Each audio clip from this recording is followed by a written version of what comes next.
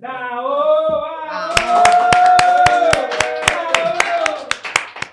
Muy buenos días, buenas tardes o buenas noches. Te damos la bienvenida al quinto programa de Paritarias Libres, acordando con ideas. Aquí llegamos. Me dijeron que cuando empezamos se aplaudo así, aplaudo como con el Diego. No sé si el Diego igual aplaudía así. Ahora me acordé cuando lo hice por inercia. Salía a jugar, sí.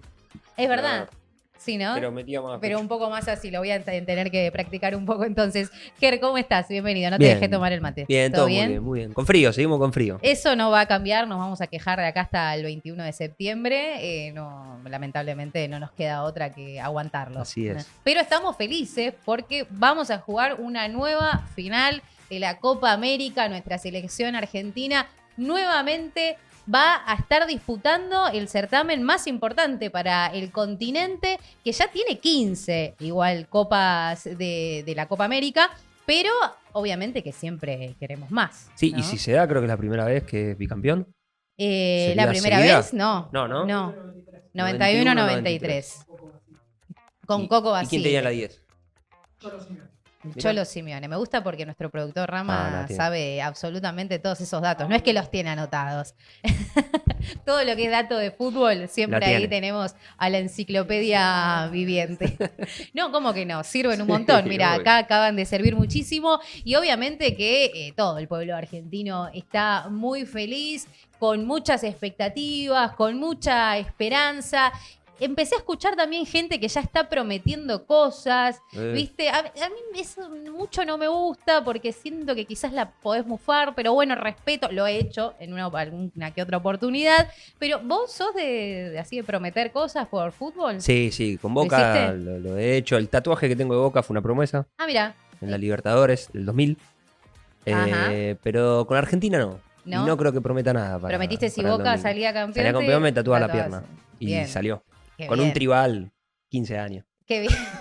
Esos tatuajes Extraño. que quedan ahí de por vida. Por suerte, desde un club de fútbol que uno no cambia. Cambia muchas cosas, pero no cambia Por favor. del club. Yo una sola vez, en el 17, 18, hice la promesa también por Boca, que si salíamos campeones, que fue el bicampeonato también de ese año, y me iba caminando de mi casa a la Bombonera, que fueron como 17 kilómetros, también como 4 horas caminando. Después me quería ¿Llegaste? matar. Sí, obvio, pero aparte era antes del partido. O sea, no es que tendría que haber hecho un poco mejor la promesa, porque fue antes de un partido, después tuve que estar todo el tiempo parada antes de que empiece, las 2 horas del partido, después no me quedaron terrible. pies, pero estaba muy feliz y valía la Bueno, pena. el Mundial mucha gente fue. Yo fui caminando Sí. hasta el obelisco y por imposibilidad de volver con transporte público tuve que volver caminando. ¿También? Sí, fue tremendo. ¿Y ahora prometerías algo? ¿Para el domingo? Ujú. No, no creo. No. No, vamos con esa que decís vos para no mufiar. Perfecto, seguimos así, Seguimos pero así. cuéntenos ustedes del otro lado si ya hicieron alguna promesa, si la están pensando en este momento. Les recordamos que nos pueden seguir en redes sociales, esperamos que ya lo estén haciendo, pero si todavía no lo están haciendo, justamente es el momento para que agarren el celular, ingresen en Instagram, en TikTok, buscándonos como Paritarias Libres, en Twitter como Paritaria Libre y en YouTube también como Paritarias Libres, acordando con ideas. Ahí, además de suscribirse, ponen me gusta, comentan y que lo están haciendo mucho, sobre todo en TikTok. Sí. Y- Podemos hacer una promesa colectiva igual. A Si ver. gana Argentina, venimos con algo de Argentina todo el equipo. Bueno, ok, Todo celeste y blanco. ok, Para el me miércoles gusta, que- me para el gusta. Jueves que viene. Para el jueves que viene, perfecto. Ya saben entonces, el equipo de ¿O no? Paritarias Va, Libres. no sé si todos aceptan. No veo muchas caras convencidas, pero No, bueno, como ya está. raro, ¿no? Los comprometiste. Sí, al economista no le ¿Original? gusta.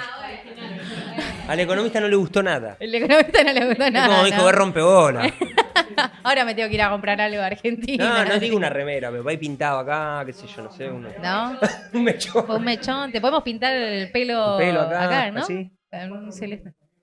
Bueno, no sé. Bueno, Si- no si sé. no quieren, Podemos no. ver. Si no quieren, no. No, ahora ya está, ya los comprometiste, así que vamos a tener que ver qué pasa. Ojalá que sí, que tengamos que venir todos con algo de Argentina acá y obviamente vamos a tener que también hacer un repaso por algunas de todas las cosas que vinieron pasando en esta semana, que comenzó el lunes con un frazadazo en el Obelisco. Nosotros las semanas pasadas hablábamos sobre la problemática acerca de la gente que vive en situación de calle. Lamentablemente se registró una persona más que falleció, y el director de Proyecto 7, que es una de las organizaciones que convocó a este frazadazo, Horacio Ávila, hizo una denuncia también muy importante, porque dijo que lo amenazaron, recibió su hija una amenaza en su casa diciéndole que había una bala para ellos si no se dejaban de joder. Y esto nos parece que es muy importante decirlo, darle lugar a esto. Él salió en muchos medios también a contarlo, porque claramente le da temor, lo recibió su hija, y que además esto viene después de las declaraciones que hizo públicamente acerca del abandono que hay por parte del gobierno de la ciudad para estas personas en situación de calle. En los últimos días también se viralizaron videos de gente que le roban las cosas, que los colchones, frazadas y demás, que se los sacan. Eso es robar, básicamente. Por más de que aparecen ahí algunos comentarios diciendo, bueno, no tienen que estar ahí. Obviamente una persona no elige vivir en la calle, la mayoría de las veces, ¿no? Obviamente uno generaliza, pero ¿a quién le puede gustar vivir en la calle? Y encima con esta situación, y si viene alguien te saca las cosas, bueno, eso es algo que estaban denunciando de estas distintas organizaciones y nos solidarizamos, ¿no? Sí, claro. Con esto. También en una semana donde se informaron más desalojos para familias que viven en lugares, en la zona sur, sobre todo de la ciudad de Buenos Aires. Y esto es muy importante, desde Tiempo Argentino hicieron un informe que indica que desde 2021 en la ciudad de Buenos Aires desalojaron una familia por día, lo cual es un montón, porque uno se pregunta dónde va esta gente, ¿no? Y además son personas que pagaban alquileres a otros que decían ser dueños de esos lugares y que después, cuando llegó la policía o el verdadero dueño, se dieron cuenta que no, pero que estaban confiando, estaban cumpliendo, ellos creían, y que de repente se encuentran en estas situaciones donde esta semana se informaron nuevos desalojos, y entonces este número lamentablemente sigue creciendo, ¿no? También en una semana donde se conoció la inflación, también hablando de la ciudad de Buenos Aires, del 4,8% en junio, lo que representa el 89% en el primer semestre y 272,7% en comparación de los últimos 12 meses. Un número que después también estaremos hablando con nuestro ministro de Economía, Axel, en esta oportunidad sobre otras cuestiones, pero también seguimos retomando este tema de la inflación, que lamentablemente está a la orden del día, porque vemos que las cosas no dejan de subir. Y también la caída de los consumos, ¿no? Esta semana se conoció que el consumo de la carne en el país bajó el 5,6% con respecto al 2023, y es el número más bajo en 110 años. Un montón.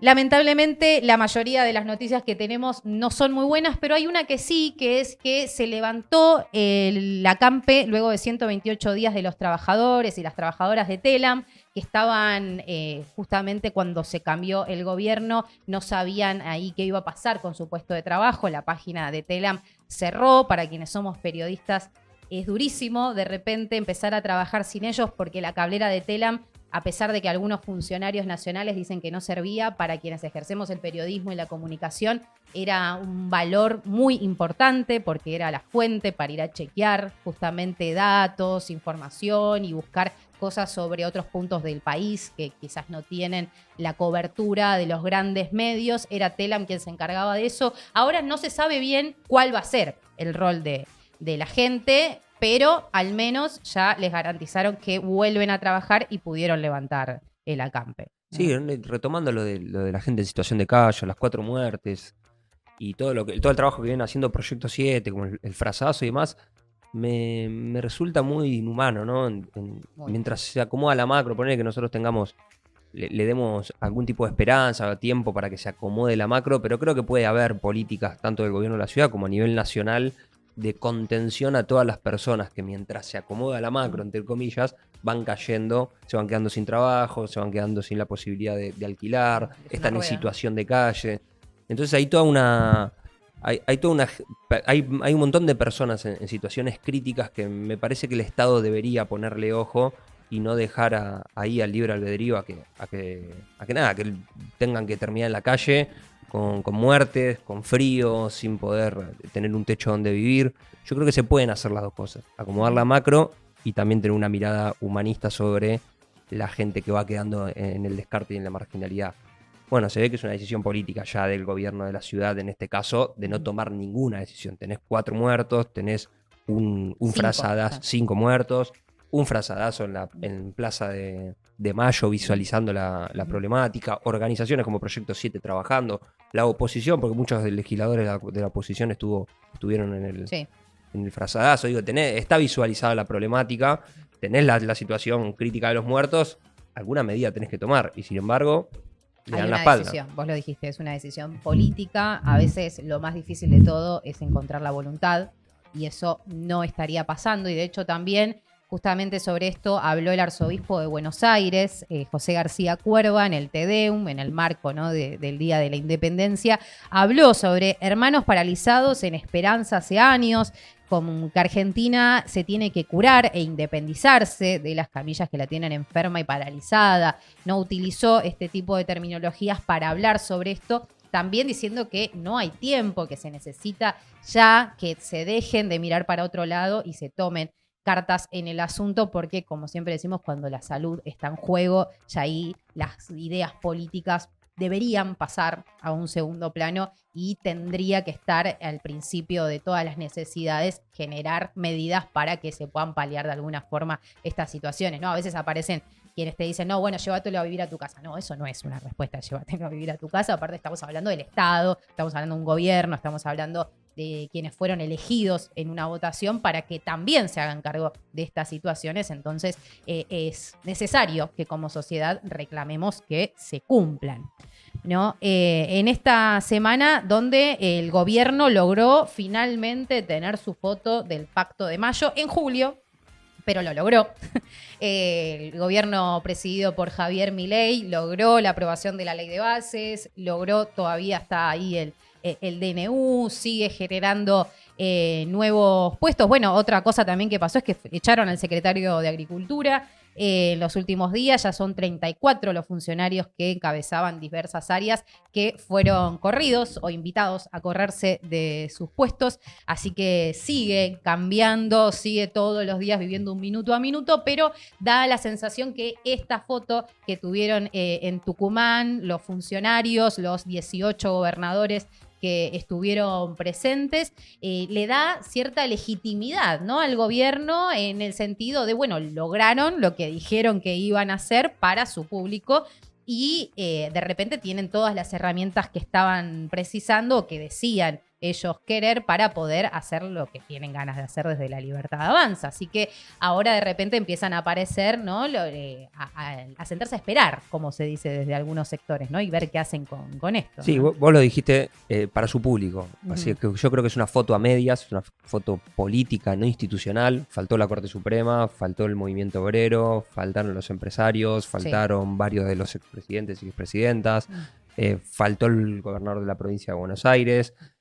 Faltaron también, hubo una gran concurrencia de gobernadores, 18, pero creo que faltaron muchos actores políticos institucionales que le daban otro respaldo al pacto, así que me parece que es una foto política que, como vos bien dijiste, le sirve a La Libertad Avanza, le sirve a Milei, le da algún margen de semanas para poder construir un poco más de poder político, siempre y cuando los índices empiecen a mejorar.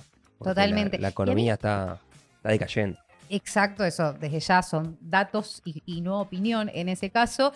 Pero lo que me llamó la atención, no sé vos qué pensás del discurso que dio Milei, además de que se le perdían las hojas y esas cosas que vimos también mucho en redes circulando, el tono conciliador con el que se mostró, que fue completamente distinto a los diversos tonos que venía eligiendo, ¿no? Sí. En los que siempre, bueno, ya sabemos, criticaba a aquellos que decían que hacía X cosas mal, siempre se mostró muy reacio a esa discusión, a ese debate, pero en este caso eligió otra postura completamente distinta y por eso elegimos en Paritarias Libres este pequeño fragmento para mostrar cuál fue el tono que eligió el presidente de la Nación. Ya lo hemos dicho. Nosotros no miramos para atrás, no mantenemos rencores.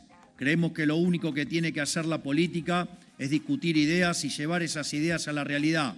No impugnar al adversario por cuestiones personales, perseguirlo por pensar distinto, ni vivir en una inquisición permanente. Y creemos, sobre todo, que el desafío que enfrenta la Argentina hoy es demasiado grande y la promesa de un futuro mejor demasiado valiosa como para permitir que mezquindades o trifulcas del pasado nublen este camino. No obstante, hay muchos dirigentes políticos, sociales y sindicales que no están aquí hoy entre los presentes para sucumbir a este acta fundamental. No, ya está, con verlo una sola vez. Se lo escribieron claramente porque él no piensa eso. Eso te iba a decir, cuando alguien ve a otra persona dando un discurso, leyendo absolutamente todo, porque obvio está bien que uno tenga una guía para dónde ir, para no irse por las ramas, pero leer absolutamente todo, ¿da confianza? Yo creo que si son tus ideas las que estás leyendo y sos coherente a lo que venís haciendo y diciendo, me parece que leer puede ser alguna herramienta en algún tipo de discurso.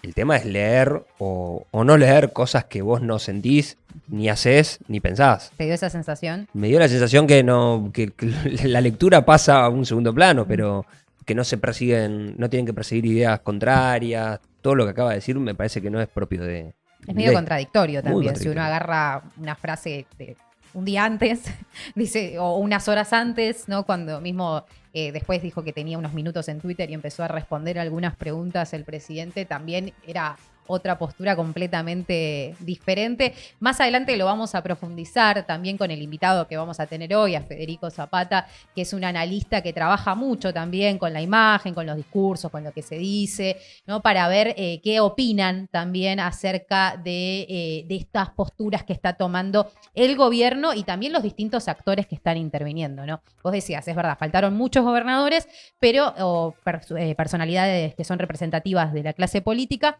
pero los que estuvieron coincidían con que la situación está tan complicada en el país que de esta manera al menos se aseguran que desde el gobierno nacional, esto todo en off, decían a los periodistas que al menos no los van a tratar mal, ¿no? Que al menos van a tener esa posibilidad de negociar con el gobierno para pedir cosas y que por eso es que estaban ahí presentes, como Sáenz, por ejemplo, ¿no? Que fue una persona muy cercana al masismo en su momento, lo sigue siendo ahora, pero que decía que era necesario también el diálogo y el consenso, los acuerdos, haciendo hincapié en las problemáticas económicas que está afrontando la Argentina, como que en los testimonios no se los notaba muy convencidos, era como, bueno, tenemos que estar acá y bueno, estamos acá, pero no por una convicción propia, ¿no? No sé qué, No fue qué un te acto dio de, de no, eso. no fue un acto de refundación, ni mucho menos. Como vos decís, están cuidando también los intereses de las provincias que gobiernan, a su propio electorado. En muchas provincias ganó Javier Milei,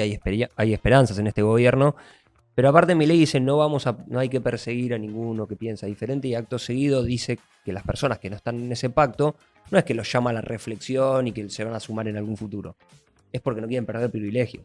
O sea, el que no estaba ahí es porque estaba Después los invita y dice, persiguiendo fíjense si más adelante quieren. algún privilegio, y si no estás con él es porque estás en un tongo. Claro. Entonces a veces en la posición que te pone es muy agresiva, es como no te invita a un consenso, te invita a que te sumes a las ideas de él sin negociación posible. Bueno, uno también de los que no se sabía ahí hasta último momento si iba, si no iba, era Valdés, el gobernador de Corrientes, en medio de toda esta polémica que se generó con la desaparición de Loan y que se fueron abriendo distintas puertas que parecería que podrían llegar a complicar también la imagen del gobernador.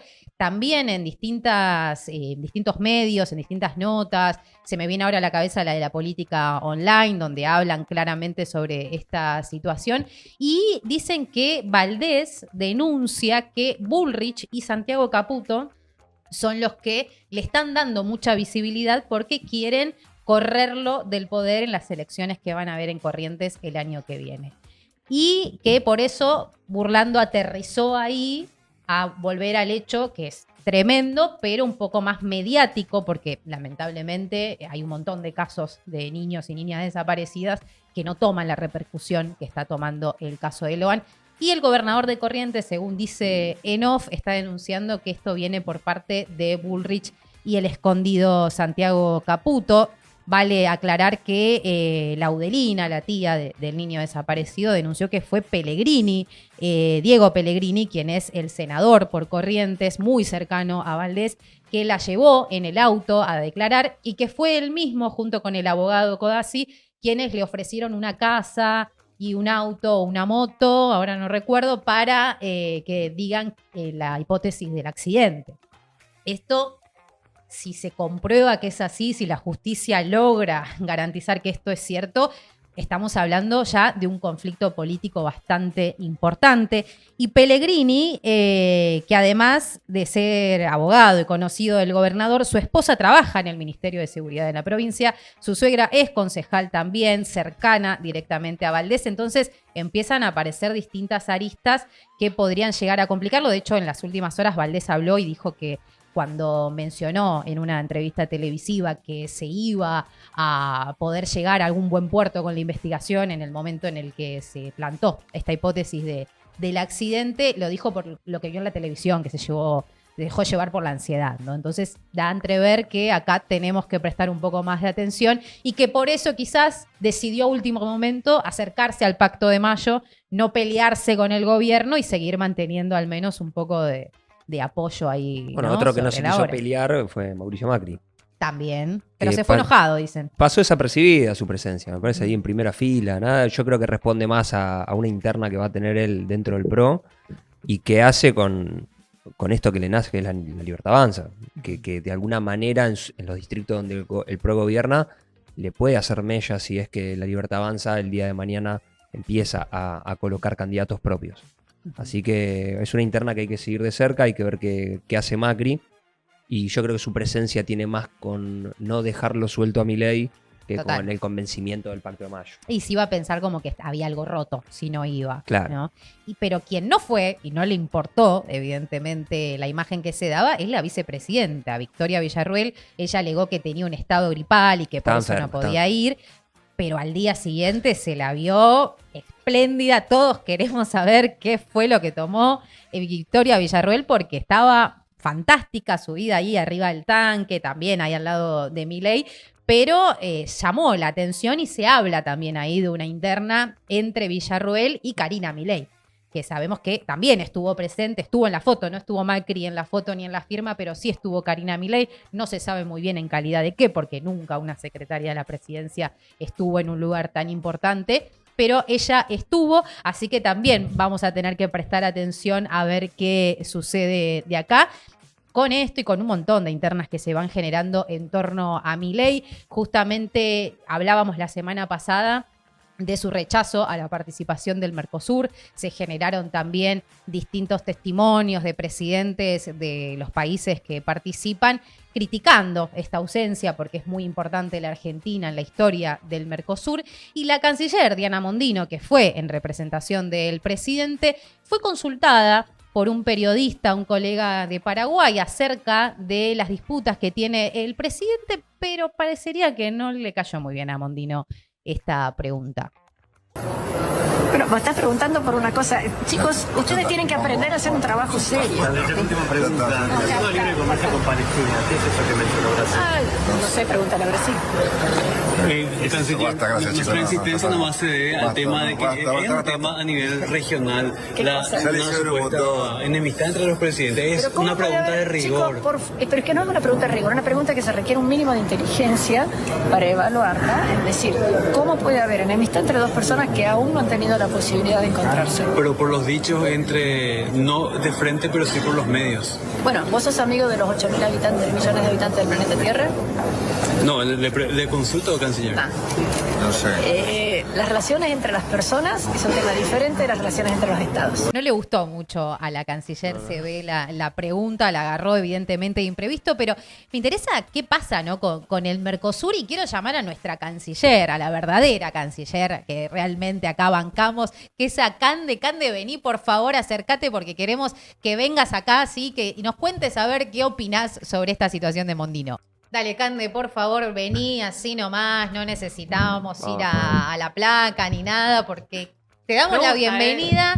Pero, ¿vos viste el video de nuestra No, canciller? me pareció muy tremendo. Me pareció muy tremendo, primero, porque tenía mucho miedo de caerme mientras entraba. Y segundo, porque quiero ese video como on loop, digamos, verlo todo el día en el living. Porque Vos sos me parece amigo de los 8.000 millones de habitantes de todo el un mundo. delirio ¿Qué tiene que ver? místico. Un delirio místico Aparte, si le tremendo. decía sí. Sí, la verdad aparte, que sí. ella siendo canciller, digo, llama a unos colegas, tienen que hacer bien su trabajo, muchachos. Claro, un mínimo de inteligencia. Pero no es natural preguntarle a Mondino sobre la ausencia o la pelea Total. entre Brasil y Argentina. Total, me parece que Natural. sí. Y me parece que ella debería tener una respuesta mejor preparada, ¿no? Más que Claro, eso con esa es lo soberbia, ¿no? extraño. Que contesta. Pero eso es lo que a mí más me llamó la atención, porque las maneras, bueno, este gobierno ya sabemos que Sí. va por fuera de lo políticamente correcto, pero ¿cómo no tenía ya una respuesta preparada para eso, no? Siento que la agarró medio floja de papeles. Y digamos. colgó. Sí, colgó colgó. O bueno, Diana. quiso improvisar, le salió un poco mal. También entiendo que la agarraron media desprevenida, le pusieron un micrófono y tuvo que salir a defender algo bastante indefendible, que es la ausencia de Javier Milei en la cumbre. Así que me parece que eso le jugó bastante en contra, ¿no? Sí, eso te iba a decir. No hay respuesta lógica tampoco a las acciones de Milei. No hay respuesta lógica para la ausencia. Me parece que encima en este contexto hubiera sido un buen cierre del pacto de mayo firmado en julio, como decías vos, Cami, que además de llamar a una unión, sea política más que institucional, que coincido con esa lectura, hubiera sido asistir a la cumbre del Mercosur, limar definitivamente estas asperezas que yo disiento con Diana Mondino, que sí las existen, digo, si vos te encargás sistemáticamente de bardear, dicho coloquialmente, a primeros mandatarios, bueno, va a haber una enemistad natural, ¿no? Entre los presidentes. Que de hecho lo dijeron en el Mercosur, hablaron todos sobre la ausencia de Argentina. Exacto. Y bueno, me parece que en la Argentina necesita, ¿no? Formar parte de un bloque de integración regional fuerte. Me parece que necesita de los socios comerciales que tiene a nivel regional. Y es muy contraproducente la ausencia de Javier Milei. Y mucho más de las respuestas de Diana Mondino, aún más con soberbia, digo. Sostiene y profundiza ese camino que me parece que es bastante peligroso. Se dice que hubo una advertencia del gobierno brasilero antes de que Milei hable cuando fue invitado a la cumbre con Bolsonaro, Sí. sobre si Milei nombraba a Lula, retiraban la embajada, por eso fue medido y fue cuidado en no nombrarlo. ¿Vos tenés algún dato sobre eso? ¿Qué significa el día de mañana retirar la embajada de Brasil y Argentina? Bueno, me parece que un antecedente, esto lo tuvimos con España, no sé si se acuerdan que Sí. llamaron a consulta a la embajadora. Lo mismo pasó con Bolivia hace poquito, que habían llamado a consulta al embajador o a la embajadora, ahora no recuerdo de qué, digamos, de qué sexo y qué género era el compañero o compañera, pero me parece que sí que es un hecho de poner en duda la continuidad de una embajada, más con un país como España y más como un país como Brasil, que es históricamente un socio comercial, un socio cultural, una potencia casi a nivel latinoamericano que implica muchos, hablábamos la otra vez del Flex también, digo, Sí. implican acuerdos que son muy beneficiosos para nuestro país. Me parece que también habla de un desquicie, me parece ya, a describirlo a esta altura como un delirio, digamos, de Milei, de hablar de zurdito con ego inflamado, después salir a desmentirlo. Es medio raro cómo se está dando. Igual a mí me las relaciones. cuesta ver que es por alguna declaración de Milei en contra de Lula. Está bien, pueden sacar la embajada, Sí. tener esa reacción diplomática, pero que de ahí se rompan las relaciones comerciales, donde las empresas dejen de negociar las brasileñas y argentinas. Me cuesta pensarlo, que la consecuencia inmediata puede ser esa. No, coincido también en la lectura. Me parece que también Brasil los necesita en algún punto. Creo que nosotros lo necesitamos más a ellos que nosotros a ellos. Pero es una relación aparte que data muchos años. Es una relación de muchos años y es una relación, me parece que por fuera de las coyunturas políticas que intentan, digamos, debilitarla de alguna manera, que es muy difícil de romper, que es como decís vos, hay firmas que tienen sedes en los dos países, que hay acuerdos comerciales, que se necesitan de los mercados, que forman parte de un bloque de integración regional en común como es el Mercosur, que eso está avanzando a una integración aún mayor. Entonces me parece que bueno, que no es tan así, digamos, que pueden llegar a enemistarse momentáneamente y coyunturalmente los presidentes, los mandatarios, los cancilleres, lo que sea, pero me parece que la unión entre Brasil y Argentina es más profunda y me parece que está bien que eso sea así. Bueno, elegimos creer y Elegimos aparte la palabra de Cande es muy importante, obviamente nosotros ya lo sabíamos, ¿no? En el momento en el que se conformó Paritarias Libres, pero ahora lo confirmó al aire porque cuando todos y todas empezaban con que el avance de la derecha de Francia ya era un hecho y demás, ella dijo, guarda, todavía no canten victoria, que puede que no sea tan así, y efectivamente eso sucedió, la derecha retrocedió, así que ahí te agregamos un Bien. punto de veracidad y Bien. legitimidad a la palabra, Carmen. Y agrego una cosa más, les prometí una jornada pochoclera el Sí. domingo, o sea, dije, che, verdad. siéntense, sáquense sus planes, siéntense porque se va a picar, y se picó. Y pasó. Y se picó. ¿Qué fue lo que pasó, Cande? Bueno, habíamos hablado la semana pasada de que el nuevo Frente Popular, que es la izquierda francesa, digamos, en sus vertientes, partidos verdes comunistas, etcétera, habían conformado un gran frente y habían generado una alianza, por lo menos electoral, hasta el momento, con el partido del presidente Emmanuel Macron. En ciertos distritos habían retirado a sus candidatos. ¿Se acuerdan que yo hice el ejemplo con nosotros tres? Eso efectivamente funcionó. Eso funcionó como un cordón sanitario, se le dice usualmente, un cordón sanitario haciendo alusión a una pandemia, digo, a cortar con una epidemia o a cortar con algo que se propaga. Y sucedió que se frenó el avance de la ultraderecha en Francia. La ultraderecha salió tercero con un panorama desolador. No sé si vieron los videos de reacción en vivo. Sí, muy espectacular. Eran tremendos. Las caras de de desolación eran totales. Sí. Entonces, no nos reímos de la gente, ¿no? Sino de No, de las era que reacciones. realmente me pareció sorprendente. Incluso los que seguimos el tema también, a mí me sorprendió, digo, porque vos podías esperar un resultado más ajustado, digo, un resultado casi dividido en tres, Pero no así, pero no una victoria tan arrolladora como sucedió. Y también era un poco lo que hablábamos cuando hablábamos de las elecciones, esto que vos decías, Cami, cuando hablábamos de las elecciones a nivel Parlamento Europeo, que es así esto, digamos. No siempre se traducen las lógicas electorales de nivel más global o más internacional a los partidos y a las lógicas locales. Esto sucedió en Francia y me parece que es importante también hablar de que el presidencialismo, el semipresidencialismo, francés, habilitó un juego y que efectivamente tuvo resultado. Digo, que se habilite la retirada de candidatos para la segunda vuelta y que tengan estas trabas para reelegir o para elegir a sus candidatos, habilita estas jugadas de último momento que pueden cambiar el panorama de un momento a otro. Así que bueno, fue una jornada pochoclera, ganaron muchos diputados. Igualmente me parece que el trabajo nuestro es no subestimar la avanzada de la derecha porque a pesar de que quedó tercera, ganó muchas bancas y ahora tenemos un futuro incierto a la hora de conformar de conformar el primer ministro, porque ninguno de los tres partidos quedó con una mayoría absoluta, que creo que son 289 diputados. Así que bueno, estas semanas tenemos que seguir ese tema de cerca. O sea que todavía no hay nada cocinado, siguen rosqueando, siguen trabajando. Y después de saber los resultados, Macron le pidió que no renuncie, ¿no? Al primer ministro. Esto, ¿cómo es? Contanos un poco, porque a veces nos cuesta verlo, ¿no? Por fuera de la Argentina, con un sistema completamente diferente. ¿Tiene ese poder? ¿Está bien que lo haga? ¿Se acostumbra o se espera otra cosa? Bueno, nosotros la otra vez hablábamos, ¿no? Yo intentaba explicar en 10 minutos cómo funcionaba el sistema, que es un poco complejo. Y lo lograste. Lo logré. Después me vi y dije, estaba en por dos. O sea, no me doy cuenta que a veces sí, levanto temperatura, pero creo que se entendió. Sí. Yo hablaba de esta águila de dos cabezas, de un jefe de gobierno y un jefe de Estado descentralizado con el poder, con competencias diferentes, con roles institucionales y políticos claves. Y me parece que eso quedó materializado en esta última semana. El primer ministro, Gabriel Attal, dimitió. Dimitir significa renunció, presentó su renuncia ante el presidente Emmanuel Macron, que tiene mandato hasta 2027.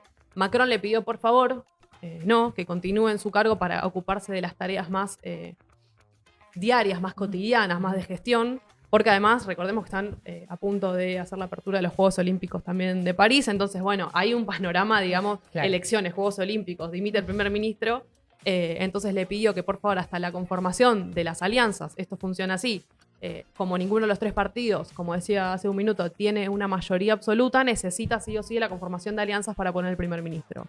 Se espera naturalmente que haya una alianza entre algunos de los sectores del nuevo Frente Popular y el partido de Emmanuel Macron, pero bueno, todavía no hay ninguno con una mayoría clara para poder colocar la figura del primer ministro.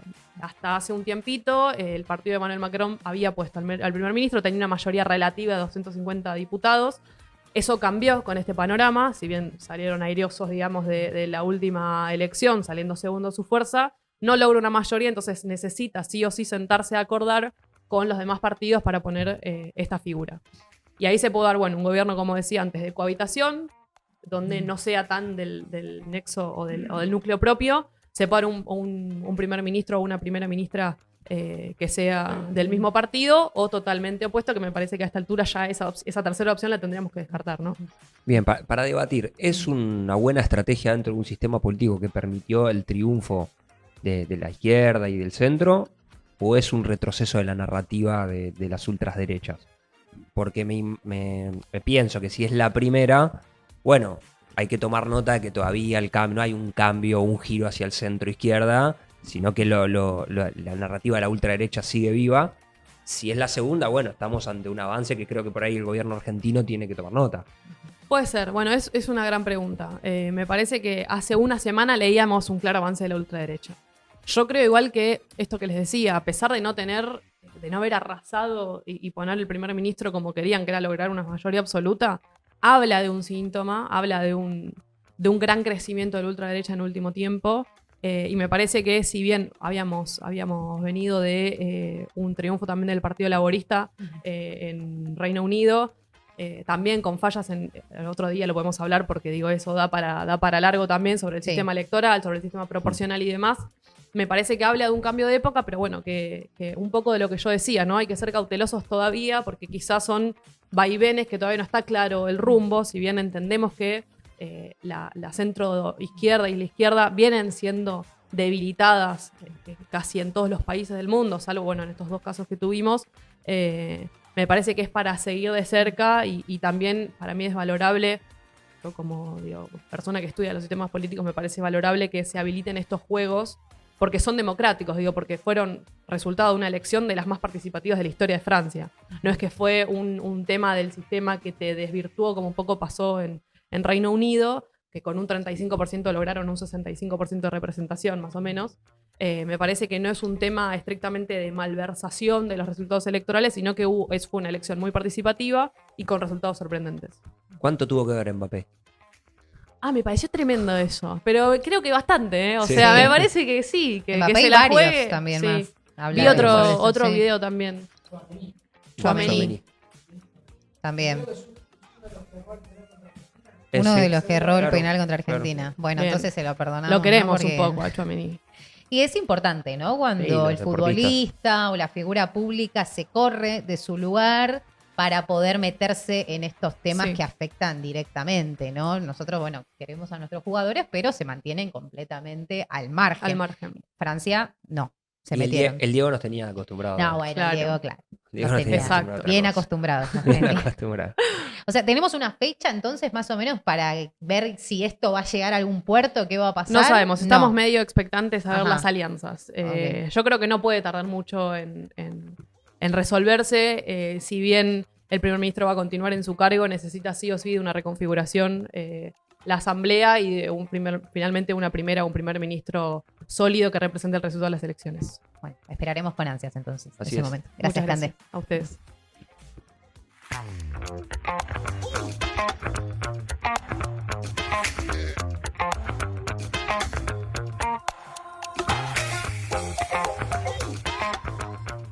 En Paritarias Libres nos pusimos el objetivo de poder comprender un poco más el complicado y maravilloso mundo y país, obviamente, en el que vivimos, y creemos que es a través de la comunicación y de la discusión, en el sentido positivo de la palabra, en el que podemos lograrlo. Es por eso que hoy sumamos a esta mesa de debate con ideas a Federico Zapata. Hola, Federico, bienvenido, ¿cómo estás? Gracias. Un gusto. Gracias por la invitación. El gusto es nuestro y para quienes no lo saben, Federico es licenciado en Ciencias Políticas, codirector de la consultora Escenarios y autor, entre otras cosas, del libro Los Muchachos Cordobeses, en el que nos vamos a estar metiendo de lleno en breves nada más porque nos parece muy interesante el análisis y las propuestas que haces a través de cada uno de tus escritos. Pero nos interesa partir en el trabajo que haces desde Escenarios. Bien. Porque en esta primera parte queremos saber si es posible hacer un panorama de la sociedad argentina en la que vivimos a partir de las afinidades ideológicas existentes o no existentes en la actualidad, ¿no? Y sabiendo si estamos en condiciones de decir que existe un pueblo mileísta o libertario. Bueno, qué pregunta. A ver, nosotros hacemos dos tipos de abordaje, que son el abordaje, lo que se conoce como el abordaje cuantitativo, que es lo que uno trata de sacar a través de registros que te dan posibilidad de generalizar. Lo que normalmente se conoce como las encuestas. Sí. Después tenemos el registro cualitativo, que es el que te permite profundizar algunas cadenas causales o algunas cosas más profundas. Lo que nosotros venimos viendo, sobre todo desde la pandemia, muy fuertemente, por eso de hecho con Pablo, con mi socio, con Martín a veces, lo hemos escrito a veces en Panamá Revista, es la emergencia de algo que era bastante incipiente, pero fuerte y sostenido, que era el desacople entre los trabajadores formales que tenían alguna ligación al Estado y los trabajadores que estaban en el mundo de la informalidad. Eso nosotros lo veíamos, te digo, pandemia 2020, 2021, lo veíamos claramente, era una cosa muy fuerte. O sea, como que la pandemia de alguna manera creó esa división de los que... La creó, la marcó. La marcó, probablemente ya estaba, y probablemente la visibilizó y le dio como cierta politicidad, ¿no? Los que cobraban del 1 al 10, para decirlo de alguna manera, y los que estaban como por fuera de ese circuito, a los que además el Estado un poco les había perdido la brújula, ¿no? ¿Se acuerdan de lo que fue el primer IFE? Que nadie sabía exactamente cuánta gente se trataba. Era como si el Estado desconocía una parte de la sociedad, y por primera vez la sociedad era consciente de que eso estaba ocurriendo. Entonces yo te diría, a partir de ahí se empieza a conformar algo muy novedoso, muy potente, que a nosotros en las encuestas nos empieza a aparecer. Nosotros tenemos siempre incluimos una pregunta que es cómo se definen políticamente, y ahí nosotros teníamos una especie de catch-all, nosotros le decimos los politólogos, que era Juntos por el Cambio. Juntos por el Cambio no era un partido de identidad, era un partido más bien que juntaba muchas cosas, peronistas no kirchneristas, muchos independientes, radicales, que son identitariamente un grupo chiquito, 3-5%, PRO, que es un grupo chiquito, 3-5%, o sea, era una identidad más bien débil, Juntos por el Cambio. Sí. Después teníamos el peronismo sí es una identidad, Nosotros tenemos hoy más o menos la mitad de los que se definen como peronistas se definen peronistas kirchneristas, 15%, la mitad de los que se definen como peronistas no kirchneristas, 15%. Está partido eso hoy.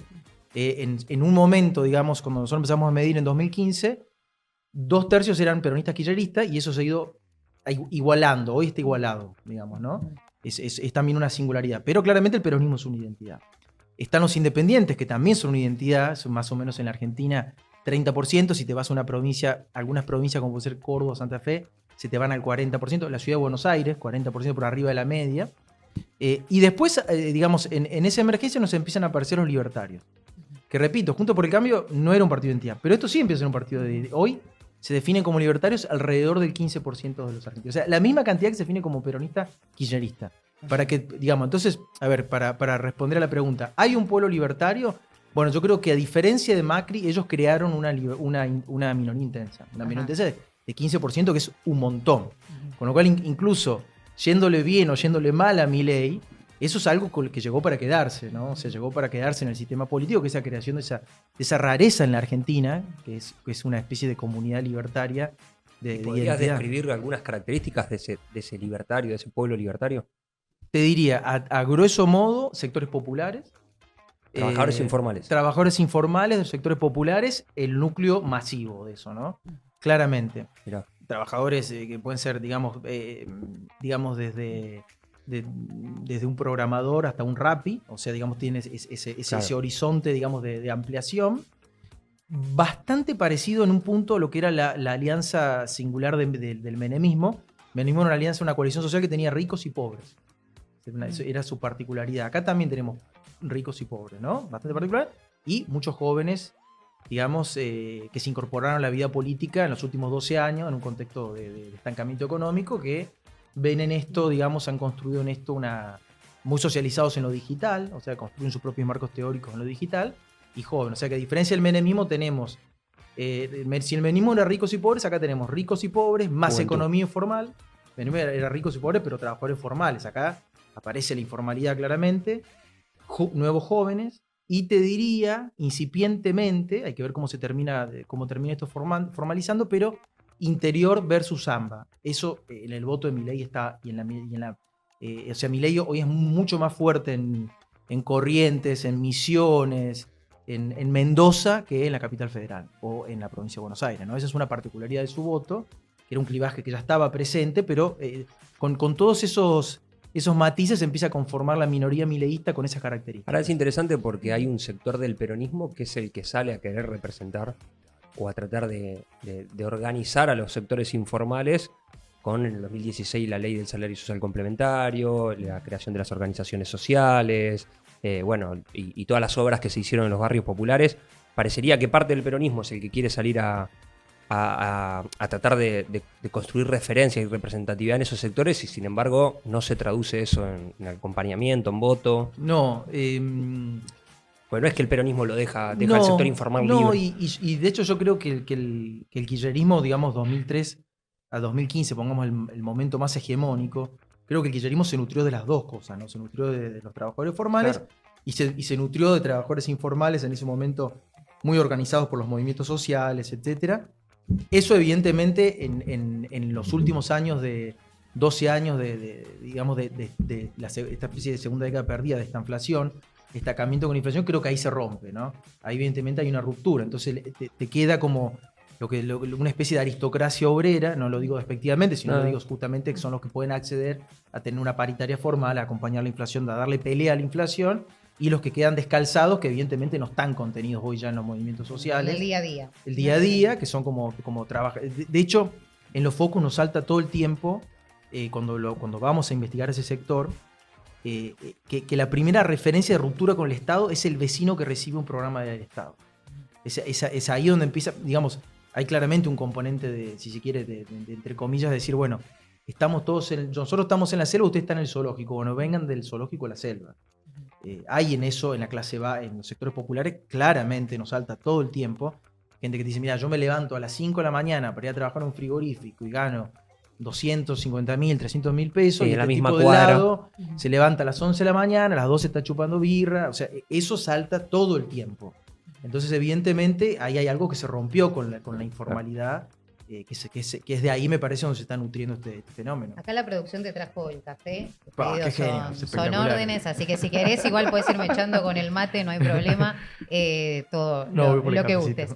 Y podríamos decir que entonces, que marcás este factor, es uno de los que hizo que muten esos votos que antes iban para el peronismo a este nuevo representante que tiene hoy a Milei a la cabeza. Y yo creo que le está caminando la sociología, sin dudas. Nosotros había focus donde 3-4 meses antes de la elección habíamos hecho, por ejemplo, una batería de focus, hicimos una en el NEA y una en el LOA. Y había gente del sector popular que nos decía, si se presenta Cristina, yo la voto a Cristina, y si no, la voy a votar a Milei. O sea, que había ahí una transferencia de votos clarísima. El mileísmo creo que le está caminando profundamente la sociología del peronismo. Es decir, que no es una cuestión de ideas, sino de representantes. Es una cuestión, yo creo, me parece que es un fenómeno, a diferencia de Juntos, que era una especie de vía a las reformas estructurales de mercado, mucho más gorila, como mucho más antiperonista. O sea, el problema para Juntos era el peronismo. Milei no dice el problema es el peronismo. En eso me parece que él es consciente de que está caminando la casta. Esas culturas. El problema es la casta. Entonces, bueno, seguramente hay muchísimas familias, digamos, de origen identitariamente peronista, que sus hijos se están incorporando al mundo laboral, están, no sé, como digo, alguno está haciendo delivery, otro está en un Uber, el otro está en una pizzería, en un kiosco, etcétera, que se siente identificado con estas ideas desde el punto de vista y que tiene un liderazgo que no cuestiona que sean peronistas. Milei ha sido muy inteligente en ese sentido, ¿no? Él no es contra el peronismo. De hecho, la rispidez que tiene con Macri me parece que tiene más dificultad en algún punto con Macri que con el peronismo. ¿Por qué? Porque me parece que hay como Milei no es un tipo de la clase alta, formalizada, digamos. No es que estudió en Ditela, hizo su maestría en Chicago. Milei de alguna manera es también un poco un roto de la sociedad, ¿no? Y en ese sentido lo veo mucho más cómodo con un Franco, con un Scioli, que con un Macri, que con... Sí, no eligió la batalla también de perseguirla judicialmente a Cristina. Cero. No, al revés, digamos, uno podría decir, digamos, por lo que ve, que es como que si Macri era gradualismo, esto creo que lo dijo Martín Rodríguez, me parece fantástico, pero decía, bueno, si Macri fue gradualismo y persecución judicial, uno podría decir que Milei es shock y impunidad judicial, claro, en un sentido, digamos, en un sentido pichetista, decir, che, cortémosla con judicializar la política y discutamos un poco cómo sacamos al país adelante. Digo, a grandes rasgos. Pero sí, me parece que hay una situación ahí de Milei de interpelación claramente a la sociología peronista, Yo tengo alguna duda de que su plan económico, su No le cosmovisión termine- económica no termine llegando a los sectores que le dieron el voto. Estos sectores populares, informales, va a tener la responsabilidad. Si la gente Claro. tiene mucha paciencia, va a esperar 8 Eso puede años, si no ocurrir. 4. Y si no lo resuelve, ese voto puede volver a Cristina, puede volver al kirchnerismo, puede volver a los movimientos sociales o va a buscar otra cosa. Yo creo que mi opinión es que el fenómeno Milei es como el emergente en la superficie de un proceso mucho más profundo socialmente, que era esto que nosotros te decía que veníamos viendo. Entonces yo creo que hay un cambio de época que es la sociedad y me da la impresión que este cambio de época va a durar un tiempo largo, con independencia de que le vaya bien, de que le vaya mal, de que dure poco, de que dure mucho. Pero en todo caso lo que hay que lograr son intérpretes políticos de este lugar donde la sociedad se puso. La sociedad me parece que tiene como 2 diagnósticos estructurales, que es el primero, existe una especie de colapso de la dirigencia política tradicional, y ahí entra Milei, digamos, y eso, digamos, le va todo lo que está en la previa de la historia, en la prehistoria del mileísmo. Y el segundo, que existe un colapso de la economía, que digamos que llamémoslo de alguna manera, del orden post-convertibilidad, del orden que funcionó entre el 2001 y Milei. Entonces, en esas 2 dinámicas me parece que aún Milei fracasando, no creo que la sociedad vuelva para atrás, porque es muy diferente al 2015. Ahora creo que la que está liderando no es la política, es la sociedad. Milei es como es la herramienta que hoy encontró la sociedad. Si en algún momento se cansa, va a buscar otra herramienta, pero para expresar, me parece que hay un cambio de época que vino para quedarse. Por más que aparezca la imagen de Cristina. Por más que aparezca la imagen de Cristina, fíjate vos qué particularidad, ¿no? Porque tanto Cristina como Macri son 2 personas que han sido los que organizaron el sistema, que se cayó, pero son obviamente personas muy inteligentes. Yo considero que por ejemplo, que lo de Moreno es como un principio donde el kirchnerismo está intentando romper, digamos, es como el irizar que rompe un poco algunos tabúes que tenía el kirchnerismo para permitir después al kirchnerismo moverse ahí.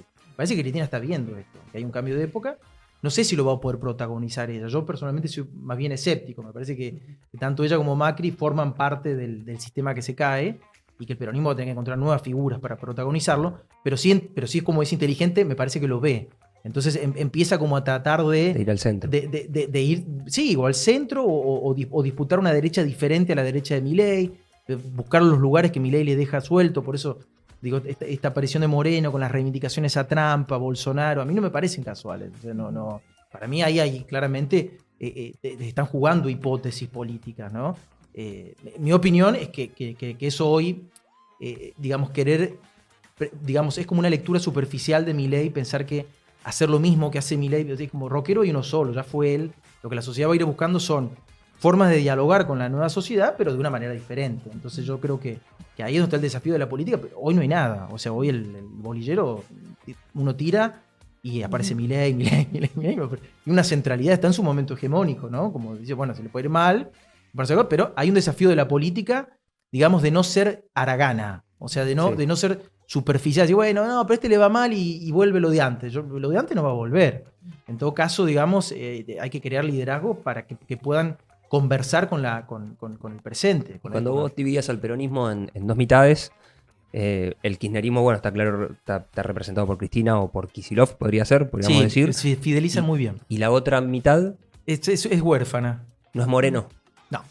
No es Moreno. La famosa zona núcleo. Es huérfana, te diría, También. porque, digamos, lo que tenés, por ejemplo, cuando uno, en la identidad kirchnerista, bueno, ahí entra, como decís vos, Cristina y Kicillof.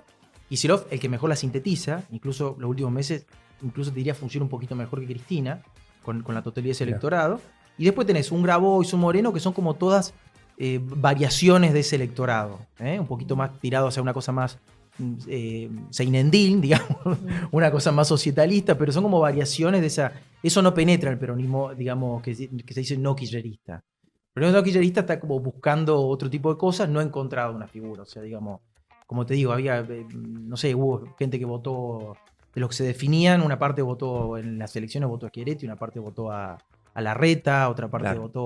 O sea, están como medio. Es un electorado huérfano hoy ese, no tiene un lugar, no se sabe dónde queda, ¿no? ¿Y cuáles son los funcionarios que ven que siguen manteniendo la imagen más positiva?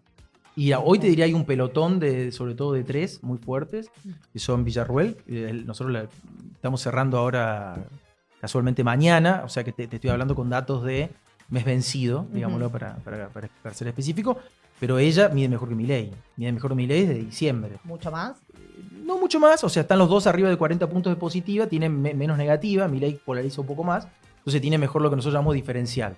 La muy buena y la buena, la sumatoria, dividida, restado, la muy mala y la mala, sacamos la regular, a ella le da mejor que a Milei desde diciembre, o sea, ahí, bueno, y expresan cosas diferentes, ¿no? Claro. Entonces ahí, por eso digo, ella, por ejemplo, fíjate que al interior de la Libertad Avanza, su primera especie de interna, ella dialoga con la época, dialoga de otra manera, pero está ahí, digo, ¿no?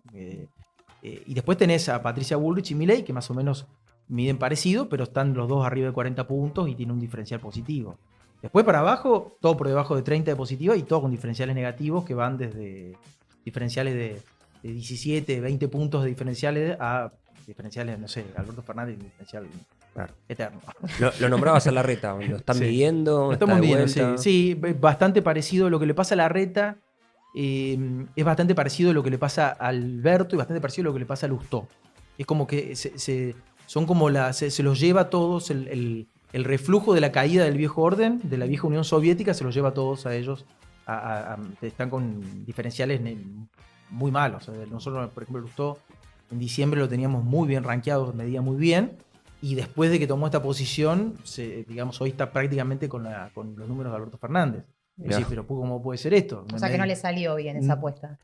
Es una apuesta a futuro. Él dijo, me invierto todo mi capital político y veo si con esto en algún momento logro, digamos, disputar la ciudad de Buenos Aires. Pero es una apuesta arriesgada. Hoy, digamos, me imagino que le ha puesto en crisis su rol de presidente de la UCR a nivel provincial, a nivel nacional, porque en las provincias lo deben querer matar. O sea, no. En las provincias el año que viene se dan vuelta y tienen que ir a hablarle a un electorado de la UCR que tradicionalmente es un electorado más de derecha que sus dirigentes.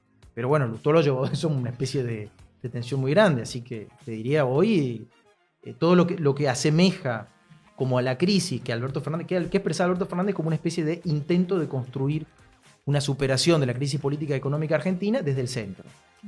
Digo, por eso cuando dicen, no, bueno, esto se lo superas desde el centro, yo digo, cuidado con esa afirmación porque eso ya existió en Argentina y por frente de todos. Entonces todo lo que se parece un poco a eso y te lo lleva a la crisis, te lo arrastra, ¿no? ¿Y qué pasa con esto que ahora aparece mucho, que son los discursos que de repente un día te digo una cosa y al otro día te digo otra con total normalidad, firmeza, convencido y no me sacás de ese lugar? O mismo este recurso de criticar, ¿no? Por ejemplo, Mondino, estábamos viendo antes este video con la prensa de Paraguay, ¿no? En la que estaba completamente enojada diciendo, no, hagan preguntas inteligentes, hace falta un poquito de inteligencia nada más.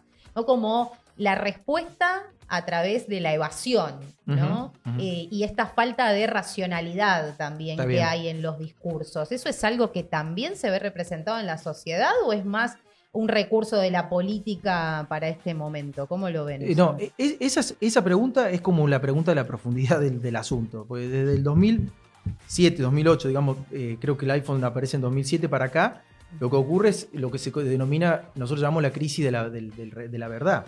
Entonces hoy, digamos, para decirlo de alguna manera, es menos importante qué se dice y la coherencia interna de lo que se dice y la racionalidad de lo que se dice y la relación de eso que se dice con los hechos, que quién lo dice. Entonces, bueno, este auge de la política de la identidad se vincula con esto. La posverdad es como la ruptura de la epistemología común, de la conversación común. Es un gran desafío para la democracia esto. No sé cómo se va a resolver. Los regímenes autoritarios lo resuelven de una manera muy simple, digamos, ¿no? Porque tienen capacidad de control. Ahora, en las democracias esto está siendo un problema. Está siendo un problema porque tenés emergencia de estas minorías intensas que digamos, que han perdido la posibilidad de, sobre la base de, como vos dijiste la palabra racionalidad, sobre la base de una discusión que tenga algún fact-checking, sobre que tenga posibilidad de chequear hechos o argumentos, construyen, digamos, racionalidades muy propias, sin ningún tipo de respaldo de hechos, y se aíslan de las... Bueno, ¿cómo funciona esto con la democracia? No lo sabemos.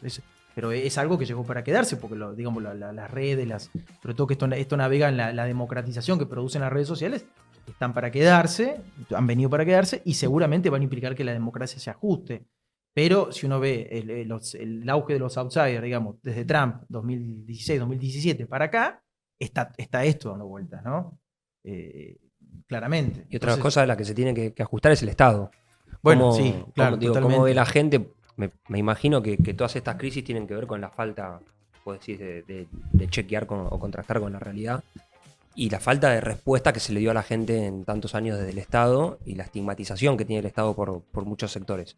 ¿Cómo juega el Estado con la gente? ¿Lo tiene medido? Y el Estado es como una mala palabra hoy, digamos, en el grueso de la O sea, sociedad. por directamente supuesto. mala palabra. Sí, por supuesto que hay excepciones, uno siempre generaliza, ¿no?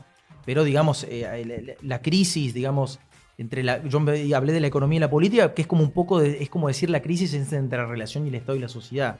Es como decir, che, discutamos de nuevo, barajemos y vemos de nuevo. ¿Cuál va a ser tu alcance? ¿Cuántos impuestos me vas a cobrar? ¿Qué es lo que vas a hacer? ¿Lo que vas a hacer lo vas a hacer bien o lo vas a hacer mal? Es como una discusión sobre el rol del Estado en el fondo y sobre el rol o la relación del Estado con la sociedad. Entonces, digamos, un poco cuando desde el Estado se enuncian derechos, para esos sectores que están muy descolgados, digamos, de la realidad del Estado, es como que en realidad se están enunciando privilegios, no derechos, ¿no? Y Claro. esa es como la cuestión de fondo, y seguramente va a implicar en los próximos años el diseño de un Estado que por ahí sea menos abarcativo, se focalice un poco más, pero las cosas que se focalice las haga bien. Creo que ese es el punto, ¿no? O sea, un poco recuperar, el Estado es recuperar que el Estado haga cosas bien. Entonces tiene que haber una especie de foco. Por supuesto que este proceso tiene es como la etapa jacobina de la Revolución Francesa. Es como todo negatividad, todo destructivo. O sea, en realidad, digamos, encontraron un Estado colapsado. El Frente de Todos dejó un Estado colapsado, loteado, con la autoridad rota, desprestigiado socialmente, cuestionado, dejó un Estado colapsado. Y lo que están haciendo es como profundizar ese colapso. Entonces se montan del colapso y lo profundizan. Bueno, en algún punto alguien va a tener que agarrar y decir, bueno, no sé si va a ser Francos, si va a ser Sturzenegger, si va a ser Milei o si va a ser otro espacio político que en algún momento diga, ok, perfecto, pero necesitamos un Estado. En todo caso, ¿qué va a hacer ese Estado, no? Bueno, esa es la gran discusión, pero hoy el Estado es sinónimo del patrón de centralidad que organizó la época entre el 2001 y 2023, que es lo que cayó, que es lo que está en crisis, y obviamente está en crisis también el concepto. Sí, me cuesta pensar que la sociedad tan atomizada, Sí. la falta de consensos y la poca respuesta o los grandes cambios que hay que hacer, vos hablas de no cambiarlo, pero modificar el sistema democrático para que dé nuevas respuestas, el Estado en todo su conjunto. Es tarea de una sola fuerza, es tarea de un gran consenso entre fuerzas, todo un sistema político que no se ve hace años en ningún país, digo, el consenso de las fuerzas mayoritarias para llevar cambios estructurales. No habiendo antecedentes, ¿cómo crees que se puede resolver? Yo creo en los liderazgos, yo creo en los liderazgos. O sea, yo creo que los acuerdos son importantes, pero los acuerdos tienen que tener liderazgo, digamos. O sea, Argentina en el 83 tuvo un liderazgo, que fue Alfonsín, no puede cuestionar un montón de cosas, cómo terminó la historia. En el 89 tuvo un liderazgo, que fue el de Menem. O sea, uno puede cuestionar cosas que no le gustaban, pero lo que no puede cuestionar es que Menem era un liderazgo, digamos, desbordante. Néstor Kirchner fue un liderazgo, organizó una época, digamos, ¿no? Me parece que la discusión sobre cómo se reorganiza para mí tiene un punto importante. Digamos, el liderazgo es el que de alguna manera permite los acuerdos, construye los acuerdos. O sea, hay un Mesías. Y digamos, la sociedad argentina en general, que necesita transformaciones muy fuertes, va a requerir de un líder. No, los procesos políticos que se han dado con liderazgo, ¿no? Si me voy más atrás, Roca, Irigoyen, Perón. Es una sociedad, digamos, donde los liderazgos, es una sociedad muy conservadora, a veces tan conservadora que termina la sociedad haciéndola explotar, digamos, porque se forman corporaciones que no permiten el cambio. Y los liderazgos justamente son los que en la historia argentina, cuando uno la ve para atrás, son los que han roto sus acuerdos corporativos, y construido nuevos acuerdos, ¿no? ¿Qué hace, digamos, un liderazgo en la Argentina? O sea, no reproduce el viejo orden, crea un nuevo orden. Eso hace un liderazgo en la Argentina, ¿no? Y bueno, es el último gran liderazgo que hubo en la Argentina, es Néstor Kirchner. Tenemos ahora un liderazgo que lo evaluaremos en un tiempo, pero me parece que, digamos, no me queda duda de que estamos en una época, tengo dudas sobre si esto es un nuevo orden. Para mí es una pregunta abierta, hay que verlo más a Milei. Pero en todo caso, sí, lo que sí creo es que para organizar un nuevo orden de esta nueva época, se va a necesitar un liderazgo que permita los acuerdos, que los construya, digamos, que los impulse. Eso está por verse. ¿El pacto firmado en Tucumán es un puntapié de ese nuevo orden, nuevo liderazgo? Yo creo que es el primer intento serio de Milei de empezar a construir su propio orden. Es claramente el momento más hegemónico que he tenido. Si uno lo mira simbólicamente, yo en un momento pensaba, la sensación que transmitía era una especie de que había terminado una batalla, que fue la batalla de estos 6 meses por la aprobación de la ley, y los señores, digamos, territoriales, señores subnacionales, iban a hacer como una especie de rendición, una rendición, digamos, política. Yo creo que él es un momento político más hegemónico, la firma del pacto, ¿no? Todavía creo que no expresa un orden, porque a mí me parece que para expresar un orden tienen que ocurrir como dos cosas que todavía que para mí están ausentes todavía en Milei. La primera, él tiene como una especie de pulsión destructiva, y entiendo que eso tiene una funcionalidad histórica hoy, porque la sociedad está como destruyendo el viejo orden, pero no le veo todavía la pulsión de vida. O sea, no le veo todavía cómo arma el futuro, cómo lo construye, cómo construye el orden político, ¿no? O sea, es un tipo que no le gusta mucho la política, ha puesto un par de delegados, pero no me da la impresión. O sea, que creo que paradójicamente su actual vitalidad, que es como una especie de virus que da vuelta por las redes, también habla de cuál es su talón de Aquiles. Entonces yo creo que hasta que Milei no puede ordenar una idea sobre el futuro, no puede ordenar una corporación política libertaria, eso falta, la corporación política libertaria, y no puede ordenar una estatalidad, esas 3 cuestiones, bueno, hasta ahí yo creo que no hay un nuevo orden. Estamos todavía en un proceso, como digo, jacobino de destrucción del viejo orden. No sé si lo va a poder ordenar o si va a ser otra que lo va a terminar ordenando, pero bueno, claramente lo del pacto sin duda es el momento más hegemónico de Milei, sobre todo porque implica que los actores subnacionales, que hoy son actores importantes, están como acordando, digamos, hicieron primero un experimento de tensionar la agenda entre enero y febrero, vieron que eso era mucho más profundo que Milei, que efectivamente había una cosa profunda en la sociedad, muchos de ellos incluso cayeron 8 o 10 puntos por torearlo entre enero y febrero, y tomaron nota de que efectivamente el cambio era mucho más profundo. Entonces dijeron, bueno, ok, ahora nos tenemos que de alguna manera encontrar una variante de entendimiento con este fenómeno nuevo, y en todo caso construir una oposición que no sea una oposición de veto a la época, que es como no dialogar con la época, sino de complejización de la época. Y bueno, están como intentando eso, veremos si lo logran. Me parece que es un momento hegemónico. Si puede o no construir un orden, creo que es una pregunta que hasta que no se resuelvan esas 3 dinámicas queda abierta. En tu libro de Los muchachos cordobeses, vos destacás la figura de la Sota, ¿no? Cómo él pudo correrse un poco de ese peronismo fanático para poder convocar a sectores que hasta ese momento se encontraban un poco más alejados o reacios, ¿no? Esto tiene que ver también con la propuesta que hiciste en uno de tus artículos en Panamá sobre esta propuesta para que se puedan encontrar las regiones productivas del país, esta figura de peronismo protestante también que traes a colación siempre en tus entrevistas y en los artículos. ¿Tiene esa relación para poder generar algo nuevo, si se puede llamar nuevo, o al menos un camino que llegue a convocar? A ver, yo qué creo, a mí me parece que el peronismo de la provincia de Córdoba, cuando uno ve en historia, el libro un poco refleja eso, y uno lo trae a la discusión sobre el presente, lo que aporta es una especie de tecnicatura, que es lo que yo digo, digamos, de ese momento histórico, que obviamente de la Sota no es que peleaba contra la ortodoxia peronista, ¿no? De la Sota fue uno de los grandes renovadores, digamos, de los que acompañó a Cafiero, de la Mesa Chica. Ese proceso con la victoria de Menem no se trunca en Córdoba, sino que él dice, bueno, acá hay algo que me puede servir para yo ser el actor hegemónico. Y toma el poder en el Partido de Justicia, se queda con el peronismo de Córdoba a partir de una operación societalista, que es decir, él agarra, en lugar de decir, en lugar de intentar peronizar la sociedad cordobesa, que era una sociedad mucho más compleja que no peronista. Yo cuando alguien dice la sociedad cordobesa es antiperonista, digo, no conoces la sociedad cordobesa, es mucho más compleja. Pero digamos, lo que hizo fue básicamente, en lugar de peronizar la sociedad, ir hacia la sociedad cordobesa, hacerse cordobés.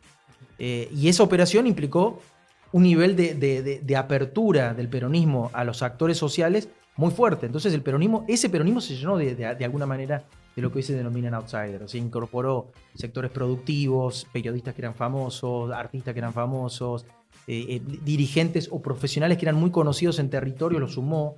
Entonces lo que hizo se transformó de alguna manera en un etos provincial más que en un etos peronista. Y en eso creo que la actual fase, digamos, si hay una fase de reconstrucción del peronismo, yo soy muy escéptico de todos los que están intentando hacer un peronismo borbónico, un peronismo donde importa más la iglesia que la relación con la economía, la relación con la sociedad, la relación con están como obsesionados con los símbolos. Son muy críticos de eso, porque me parece que eso te lleva a un aislamiento muy fuerte del proceso histórico. Y me parece que una forma, digamos, de emprender la reconstrucción del peronismo sobre la base de este templo que se ha caído es emprender una especie de tomar la metodología societalista y utilizarla en esta característica, que obviamente va a implicar nuevo liderazgo, porque los actores de la sociedad, para creerte y entrar y formar parte y dejarse atravesar por tienen que encontrar que hay algo nuevo ahí adentro. Entonces es muy difícil que los viejos liderazgos que nos trajeron hasta acá puedan ser los que emprendan este proceso de hibridación con la sociedad, de renovación. Es muy complejo eso. Digo, y no estoy cuestionando la capacidad de esos actores. Digo que la gente también evalúa, dice, no, pero a vos ya te conozco, ya te conocí, claro. ¿Por qué te tengo que creer? Entonces, ya no se ven representados. Es muy difícil eso. El tema de la reputación porque vos tenés que básicamente meterte en los sectores productivos que están huérfanos. O sea, hoy Milei no le dice nada a los sectores productivos argentinos. Milei está como en una especie él quiere quiere que el mercado ordene la microeconomía, pero no dice nada de la microeconomía. Bueno, ahí tenés un espacio vacante. Pero para hablar con esos sectores te tiene que creer, tenés que tener un liderazgo que no esté contaminado con las cuitas del pasado, ¿no? Pero vos me hiciste tal cosa en tal año. Y bueno, entonces ahí va a implicar, digamos, creo yo, una renovación dirigencial muy fuerte con algunos gauchos y gauchas que se animen a tomar la posta y a ser muy intensos y a crear, digamos, una nueva pasión, un nuevo amor y que permitan abrir al peronismo, aunque no se le llame peronismo, creo que es lo de menos. O sea, acá el problema es en beneficio de los trabajadores. En beneficio de la Argentina, es como decir, bueno, dejemos de pensar que la Argentina es la excusa para estar nosotros contentos en el peronismo y pensemos un peronismo para la Argentina. Ese es como el gran clic que tiene que hacer la nueva generación. Decir, bueno, se acabó pensar que la Argentina es como el lugar donde nosotros tenemos que plasmar lo que nosotros pensamos. Y lo que tenemos que hacer es construir una fuerza política, en todo caso, jerarquice la Argentina, la mejore, la desarrolle, la integre, la vuelva más inclusiva, formalice el trabajo, la empodere internacionalmente. Ese es el gran desafío y eso probablemente implica dejar en lado los estandartes un poco, digamos, que es algo que automáticamente te va a ser difícil de escuchar y empezar a hablar de cosas, ¿no? ¿Y lo puede hacer alguien tan vinculado con el kirchnerismo? ¿La apertura puede nacer del kirchnerismo? Es difícil, es complejo. Para mí es complejo. Yo creo que ¿Por qué crees que el kirchnerismo está anulado en esa misión? Creo que es un... Digamos, hoy Cristina dice hay que eliminar el Estado y viva la libertad. Es difícil que le crean. O sea, es difícil el giro. Entonces me parece que es como complejo. Me parece que Kicillof, que es como lo que mejor mide ese espacio, va a intentar ser auténtico y va a intentar conformar una especie de fuerza progresista, digamos, ¿no? Una especie de Podemos de lo que queda de eso. Yo creo que, digamos, que eso es estirar un poco el concepto del peronismo, pero puede funcionar, digo, qué sé yo, quizás funcione. Pero viste que como capital tiene su pelea con Máximo para la apertura de esos sectores. Tiene que terminar, tiene que terminar de consolidarlo. Implicaría, digamos, que él fundar un liderazgo en Argentina a veces es matar a un padre. Claro. Se lo digo metafóricamente, pero es como freudiano. Era, ¿no? Cuando se le decía a Alberto que cree el albertismo. Claro, no existe, no se crean los liderazgos si no se mata a un padre. Digo, De la Sota creó su liderazgo matando a Berkovich en Córdoba, que básicamente lo ganó. Y dijo, la sociedad dice, bueno, mostramos una cabeza sobre una picota. ¿No? Digamos, no existen los liderazgos sin eso. No quiero ser...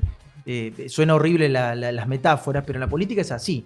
Digamos, Menem le ganó a Cafiero, Duhalde le ganó a Menem, Kirchner le ganó a Duhalde, digamos, y así se construyen los liderazgos. Entonces, el desafío que él tiene es cómo resuelve esa interna en la provincia de Buenos Aires para poder decir, mírenme, porque yo lo digo que Alberto, si lo hubiese hecho, seguramente la gente le hubiese prestado atención, y creo que él, para que le presten atención, va a tener que hacerlo, y superar una especie de fobia que hay en el interior del kirchnerismo, que es esta idea que te dicen un poco en off, en las reuniones, te dicen, no, bueno, pero... ¿Y qué vas a hacer con el liderazgo de Cristina y Máximo? No, bueno, pero un poco se resuelve solo, como que se autorregula y se va a hacer, eso no se resuelve solo.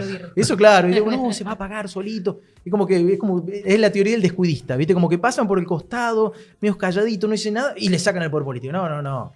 A Cristina Kirchner no se le saca el poder político como un descuidista, entonces hay que dar una discusión ahí. Claro.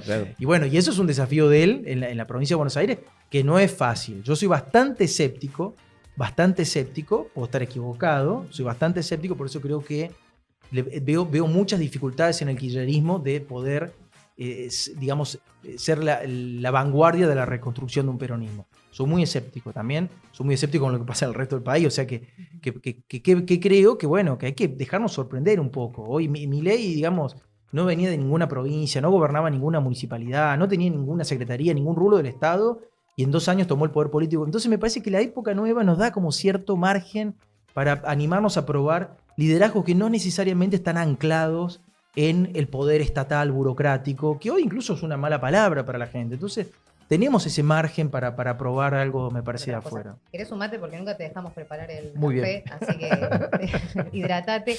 Y estamos llegando al final de esta charla, tenemos un montón de cosas para seguir hablando, así que seguramente te vamos a volver a invitar en otro momento. Pero en base a esto que decís, ¿están midiendo también a Marcos Peña, por ejemplo, que apareció con esta imagen nueva del tipo común, vestido así nomás, hablando de la meditación, de la importancia de volver a uno mismo, de encontrarse con la gente? ¿Podría ser también alguien que de repente esté ahora estirando afuera y esperando para entrar? Mira, no lo hemos medido a nivel nacional. A mí me parece que es como una receta repetida, que es como la receta de lo que ya fracasó, es como Juntos por el Cambio, ¿no? Por más que se saque la camisa y se ponga una remera. Pero es un poco Juntos por el Cambio era eso, ¿no? Tiremos globos, era como una especie de apuesta a que, digamos, la nueva época que se abría en las redes sociales era una época de despolitización total, y que vos le mandabas un mensaje hipersegmentado a cada persona diciéndole lo que quería escuchar y resolviéndole los problemas de su metro cuadrado, el bache de la cuadra, y con eso funcionaba. Y creo que precisamente el fracaso de su gobierno y el auge de Milei es como que es lo que está explicando es como el fracaso de esa hipótesis. O sea, si hay algo que Milei no es antiideológico, es hiperideológico. O sea, algo que no es como un segmentado, que está con la tecnología, o sea, que está como una especie de clases New Age. Me parece algo como muy superficial en relación a cómo van a ser los liderazgos en la época. Yo creo que los liderazgos en la época son liderazgos anclados en la historia, dando discusiones en la historia, intensos, digamos, que pasionales. En todo caso, como el desafío es como uno pone de moda o transforma una racionalidad en una locura. Yo creo que ese es el gran desafío de los que todavía soñamos con que Argentina pueda ser un país, digamos, de clase media, pujante, inclusivo. Es como eso, como transformar eso. Es como juntar pasión con complejidad. Creo que ese es el gran desafío. Pero no me parece que sea un desafío posideológico, como lo plantea Marcos Peña, que digo, es una persona hiperinteligente, no estoy diciendo nada, digamos, pero me da la impresión de que esa hipótesis que probó Juntos por el Cambio, Cambiemos y el PRO, que funcionó bien en la ciudad, me parece que está como vieja, está como un poco desacoplada. De hecho, uno cuando lo ve hoy a Durán Barba y lo escucha, por ejemplo, Durán Barba no dice la misma cosa que en 2015. Durán Barba está, digamos, como en una línea completamente diferente a la de Marcos Peña, y la sensación que tengo es como que él sigue dando vueltas sobre ideas demasiado históricas para la Argentina, demasiado históricas para el proceso político actual. Esa es mi sensación, ¿no? Si mañana fueran las legislativas, ¿el oficialismo las gana o...? Y depende dónde, pero por ejemplo... A nivel nacional. Y pasa que son distritales porque son de término medio, pero por ejemplo, si la bajan a Bullrich a la ciudad de Buenos Aires, tiene la posibilidad de hacer una muy buena elección. Hay que ver cómo resuelven la provincia de Buenos Aires. O sea, yo no sé si la bajan a... divagamos. Si la bajan a Villarroel de la provincia de Buenos Aires, se hace una gran elección. Adorni también suma de su... Claro, bueno, yo mencioné los que mejor, digamos... ¿Tiene buena imagen Adorni? Más o menos. No es Bullrich ni Villarroel, pero está bien, digamos. Pero bueno, hoy corren muy solos. Corren muy solos, esa es la realidad, ¿no? Hay todo un desafío de las provincias, pero las provincias, ¿cómo van a hacer? Si él les planta candidato. Bueno, el PRO, ni hablar, porque el PRO, si no cierra esta paritaria, como dicen ustedes, como el programa de ustedes, si no cierra la paritaria, el PRO tiene un problema, porque, digamos, se queda sin electorado. Claro. Entonces, suponete que le bajan en la capital a Bullrich. ¿Y quién le pone el PRO? En su distrito más importante. Claro. A Mauricio. Pero es un riesgo, ¿no? Es un riesgo. Sí, pero está peleado con Mauricio. Claro. Claro. Pero viste que uno se pelea, después se arregla, de un hoy, día a otro, ¿no? Hoy, después del firma del pacto, Milei tiene una ventaja estratégica en relación a todo el sistema político en Argentina, que es el único que es un liderazgo indiscutido en su espacio, indiscutido, o sea, nadie lo discute. En el resto del espacio están todos los liderazgos indiscutidos. Y bueno, y tiene una forma de diálogo con la época. El resto está como buscando cómo habla es como que va a un país de otro idioma y está como aprendiendo el idioma. Se confunden, tartamudean. Bueno, él encontró eso y bueno, es un gran desafío el año que viene para la oposición. Bueno, lo analizaremos entonces Encantado. cuando pase. Muchas gracias. No, gracias a usted. La pasamos Federico bien. Zapata en Paritarias Libres.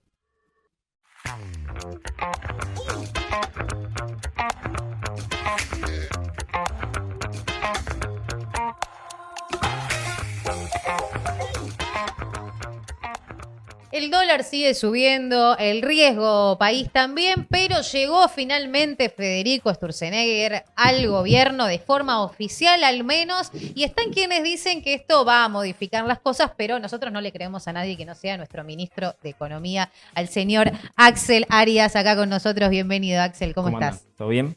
Bien, ¿vos cómo lo ves a Fede? ¿Viste que le dicen Fede a Sturzenegger, Le algunos dicen Fede. políticos, periodistas? No sé si Caputo se lleva tan bien. No sé si le dirá Fede ¿No? o le dirá Sturz o Sturzenegger, no sé. Federico. El otro, le dirá. El otro, el que le está serruchando el piso quizás. ¿Cómo ves la llegada de este señor? Yo creo que, bueno, justo en el otro día que fue el Pacto de Mayo, Milei, en uno de los puntos, en el primero que hablaba de la inviolabilidad, esa palabra que le costó tanto decir, de la propiedad privada, decía que iban a avanzar una desregulación agresiva del mercado. Y viene Sturzenegger a eso, ¿no? El ministerio se llama particularmente Ministerio de Desregulación y Transformación del Estado. Entonces, bueno, yo creo que para esta segunda etapa del gobierno de Milei es un rol importante. Pero bueno, también hablar un poco de quién es Sturzenegger, porque los que seguimos la política desde hace un tiempo lo conocemos bien. Quizás los más jóvenes no tanto, pero él ya ha estado en el Estado. Él ha sido secretario de Política Económica de la Rúa. O sea, se va a crear un ministerio en principio. Se va a crear un ministerio. Igual tengamos en cuenta, para darle una buena a Milei, no es que se cree uno nuevo, sino que Interior ya no existe más. Claro. Ah. lo O sea, modificó, mantiene 8 ministerios. Lo transformó también. Claro, cuando se fue cuando se fue Pose de jefe de gabinete y Franco pasó a jefe de gabinete, bueno, quedaron 7 y ahora sumó 1. Pero bueno, como decía, Sturzenegger ya estuvo 2 veces en una administración del Estado. Primero como secretario de Política Económica con De la Rúa. 2001 estamos hablando. 2001, él estuvo en el megacanje, eso que salió mal. Después fue presidente del Banco Central con Macri, que ahí también cosechó buenas y malas relaciones. De ahí viene la mala relación con Caputo. Ajá. En esa conferencia que dan en 2017, cuando cambian las metas de inflación de 10 a 25% para 2008, y medio que se echaban la culpa entre ellos a ver quién había sido el responsable, y que después, a los 6 meses de esa conferencia, Caputo lo reemplaza a Sturzenegger. Entonces ahí queda la pica. Y bueno, es un economista que es, digamos, reciclado de la historia argentina. O sea, no es nuevo, ¿no? Porque esto se está vendiendo como que viene a transformar, a modernizar el Estado. Casi que uno de los ministerios podía llamarse modernización del Estado. Después, bueno, mutó a transformación. Pero la intención es la misma, como vender algo que es nuevo, que es innovador, pero vemos que no, porque es una persona que ya viene trabajando o participando de las clases políticas dirigentes desde nada más y nada menos que 2001. Claro, sí. Y bueno, como vos decías, este ministerio que viene como vos decís, a modernizar quizás al Estado, y también el otro punto importante, a regular la economía. A las dos cosas viene a ser. El ministerio tiene 27 funciones, según el decreto que lo sacaron. Yo traje 3 para leer rápido, las 3 que me parecieron más importantes. Vale. Desregulación y reforma estatal. El ministerio será responsable de formular, elaborar y ejecutar la política nacional relacionada con la desregulación económica y reforma del Estado. Después hablan sobre empleo público, que básicamente lo que quieren hacer es como hacer una carrera profesional en los términos de ellos, ¿no? Quizás examen de ingreso para entrar al Estado, poner ciertas calificaciones para ascender en el Estado. Ya las hay. Que ya las hay. Ya existe el examen. Cuando pasas a planta permanente hay un examen. Sí, Existe todo eso. Y sí, incluso en algunos sectores del Estado también, como es en algunos puestos de la justicia, también hay exámenes para entrar. Digo, a veces es un poco más marketinero para gente que quizás no sabe cómo funciona el Estado. Y después otro punto que es reformas estructurales, que dice Promoverá reformas que impulsen la creación del empleo privado, el desarrollo económico y la eliminación de privilegios. Que también es un poco lo que hablábamos la semana pasada de la reforma laboral, ¿no? Y cómo desregulando ciertos mercados van a crecer. Bueno, es un poco la tarea que tiene Sturzenegger. Pero Sturzenegger no venía trabajando con Milei antes de que asuma, venía trabajando para Patricia Bullrich. Ella tenía un modelo de cómo quería que sea la economía, por lo menos cómo quería que se desregule. Cuando Milei le decía a Bullrich que era una asesina de niños. Claro, cuando todavía no estaba definido ni el balotaje, no, o sea, todavía estaba golpe bajo. ¿No lo dijo? ¿Golpe bajo de Milei o golpe bajo de Cami? Decimos. No, Cami. Después dijo terrible. Pero pará, lo dijo el presidente de la Aparte Nación. después del Pacto de Mayo, decir una cosa Perdón, me acordé, se me vino a la cabeza justo. Se terminaron los acuerdos. Bueno, ahí trajo un video de Rama si querés ponerlo. ¿Cómo olvidar este momento? Bueno, Patricia, acá está finalmente el trabajo que después te vamos a entregar cuando hagamos la reunión con el equipo. Primera columna, leyes que se derogan, más o menos 300 leyes. Acá, mira, acércate, Valerín. Así que esas son todas leyes que se derogan, bueno, obviamente, si se quiere hacer, ¿no?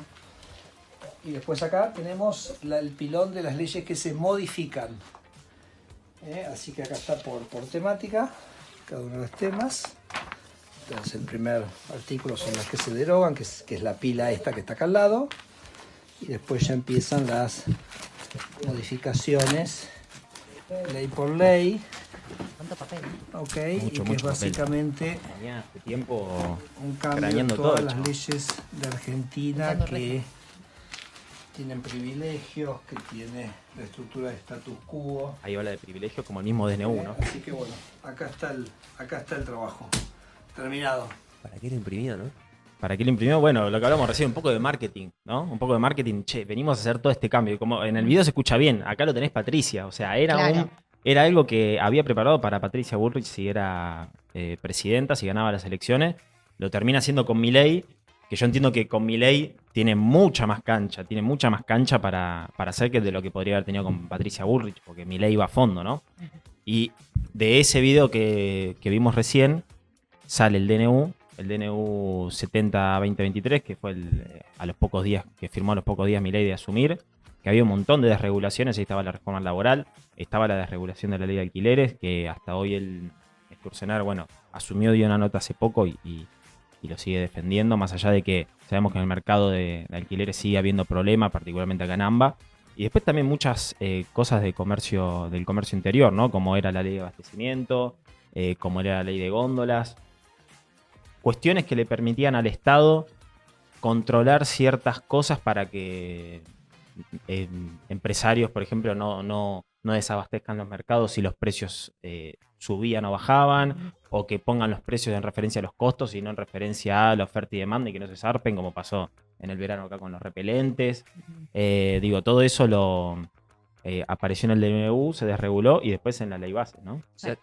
No, perdón, me acordaba cuando Milei lo trató de un genio a Sturzenegger por lo que había hecho. El coloso. El coloso, pero hay quienes dicen que en realidad no es que él lo redactó, sino que él estuvo hablando con algunos empresarios y lo que hizo fue juntar toda esa información de las distintas empresas y distintos sectores de poder que querían que pasen este tipo de modificaciones y lo juntó en toda esa pila de hojas que vimos ahí. Sí, pero ahí, por ejemplo, yo me acuerdo una cuestión que desregulaba el DNU, que era el mercado de la yerba mate. Sí. ¿Sí? Que eso está regulado para que los productores de la provincia, de Misiones y de Corrientes, para que produzcan los pequeños productores. Estaba regulado para que ellos puedan producir. Y la desregulación lo que permitía ahora es que las grandes empresas puedan tomar esos mercados y se monopoliza el mercado. Digo, no es que tomaba demandas para hacer más competitivo el mercado, sino que todo lo contrario en algunos mercados los hacía más monopólicos u oligopólicos, ¿no? Entonces, puede ser que se haya juntado con empresarios, pocos empresarios y seguramente grandes empresas, ¿no? De pymes. Bueno, él va a llevar a la práctica estas derogaciones de leyes, de regulación. ¿Cómo crees que puede impactar en la economía argentina? Mirá, la primera fue la ley bases, la grande, no salió, tuvieron que negociar, sacaron muchas cosas. Ahora van a sacar lo que es la ley, él la llamó la ley hojarasca. Esa ley tiene muchas de estas cosas que veíamos en el video, que básicamente es de eliminar y modificar muchas leyes. Procesos burocráticos también. Claro, ¿no? sí. Pero también me parece que cuando él lo menciona, nombra leyes. Escuchaba la nota que dio el otro día con Feynman, que hablaba de una ley de la dictadura sobre la administración de palomas o algo así. Sí. Y claro, él te pone ese ejemplo para que vos creas que lo que va a desregular son cosas que no importan, ¿viste? Pero como vimos en la ley bases, meten muchas cosas y después capaz que en el debate, al final del debate, se seguían encontrando cuestiones que eran muy importantes para el país. Entonces, yo creo que va a impactar fuerte. También ayer salió una nueva propuesta de ley para regular el comercio aéreo, que no le permitían a las empresas de viajes de cabotaje tener ciertas rutas que no le beneficiara eso a Aerolíneas Argentinas, o sea, para proteger a Aerolíneas Argentinas. Entonces, bueno, va a impactar en muchos puntos de la economía. Veremos cómo funciona, ¿no? Porque, como dijo Milei el otro día, la desregulación de la economía es muy importante para ellos y ellos creen que desde ahí va a venir el crecimiento económico, ¿no? ¿Y cuál es entonces la importancia de Sturzenegger en este contexto económico? ¿Tiene relevancia o no tanto? A mí me parece que sí, por dos cuestiones. Primero, como decíamos al principio, por el contexto económico, la principal preocupación de Milei era la inflación, de la gente también, y ahora se empieza a saber que la sociedad le empieza a preocupar más la pobreza y el desempleo. Y el gobierno nacional cree que desregulando la economía va a crecer la economía. Entonces, eso por un lado. Y por otro, también la transformación del Estado, la reforma del Estado. Ahora Milei lo que necesita es sí o sí todos los meses superávit fiscal para pagar la deuda. Fue lo que pasó hace poco en la conferencia del presidente del Banco Central y Caputo, que dieron cuestiones técnicas, pero básicamente se trataba de que vamos a pagar la deuda del Estado con el superávit fiscal. Esa es la otra pata que para mí tiene importancia Sturzenegger, porque reformar el Estado es, en la palabra de ellos, hacerlo más eficiente, pero también achicarlo, sacarle funciones, y eso es para el Estado ahorrar plata. Entonces, con esa plata, ellos quieren pagar la deuda pública. Entonces, esas son las dos cuestiones que para mí son importantes de la función de ahora de Sturzenegger para el gobierno nacional, ¿no? ¿Le querés mandar un saludo a tus seguidores y fanáticos de TikTok, Axel? Pero le voy a mandar saludos a los que nos siguen de verdad. Sí, claro. Ahí Rama me dijo un nombre para la columna Riesgo País, que no sé si me convence tanto, pero bueno, le pedimos a los seguidores que nos sugieran otros nombres. Medio catastrófico, ¿no? A votación pero, popular. A votación popular. Claro, a votación popular. ¿Riesgo país u otro? U otro. ¿Y cuál el otro? ¿No? Que nos den nuevas opciones. Muchas gracias, Axel.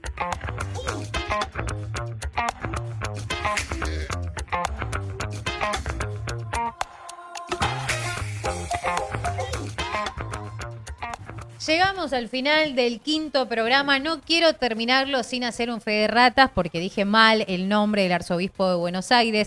Es Jorge García Cuerva, no José. Le cambié el nombre y me parece Jorge. que ameritaba a que lo diga bien como es. Sí, sí, claro. Bastante No, aparte, trabajo después vienen hace. los reclamos.